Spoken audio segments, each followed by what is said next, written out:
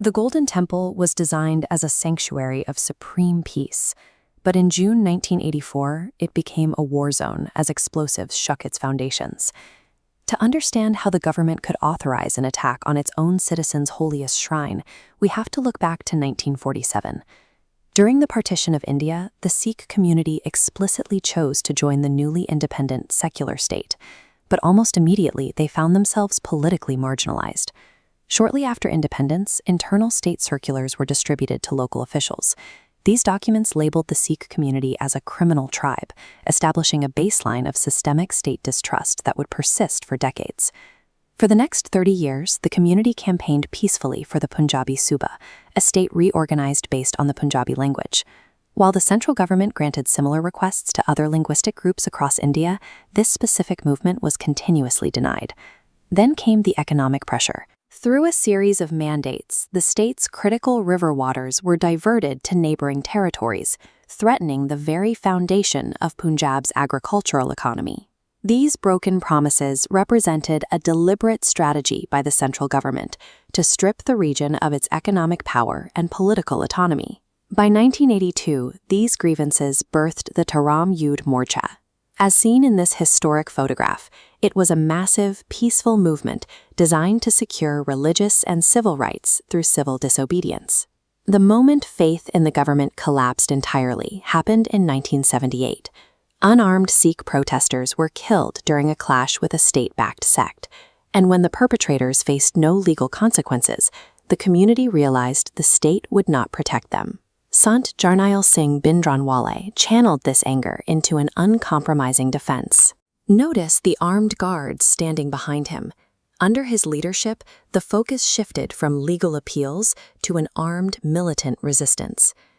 Anticipating a government attack, former Indian Army hero General Shehbag Singh began applying elite military tactics to the Darbar Sahib complex. He turned the maze of buildings into a series of hardened defensive positions. The state's persistent refusal to address peaceful demands directly engineered this outcome. A civil rights movement transformed into an entrenched armed resistance. By late May 1984, Prime Minister Indira Gandhi abandoned political negotiation. She explicitly ordered a military solution to clear the militants from the complex. The preparation was chilling. A total media blackout was imposed across Punjab, and all foreign journalists were immediately expelled from the region. A shoot-on-site curfew trapped thousands of innocent pilgrims inside the temple complex. They had come to commemorate a major religious anniversary, only to find themselves cut off from the outside world. Between June 1st and 3rd, border security forces fired unprovoked into the complex. They probed the defenses, resulting in early casualties among trapped worshippers. Meanwhile, heavy Indian Army regiments, including the Madras, Bihar, and Kumaon units, moved in to surround the perimeter. With the borders sealed, the press expelled, and thousands of troops in position, the central government was conducting a full-scale military operation on domestic soil. Under the command of General K.S. Brar, the full-scale assault began on June 4th. It was a multi-pronged invasion of the holiest Sikh site. The army pressed in from the north, south, and east, attempting to overwhelm the inner complex. But the Sikh fighters held fire until the army breached the courtyard. They drew advancing soldiers into a deadly kill zone, using hidden positions to pin the infantry down. The Indian Army suffered massive, unexpected casualties in the opening hours. The intensity of the crossfire forced commanders to abandon their standard infantry tactics. To end the resistance, the military deployed tanks and Belgian howitzers.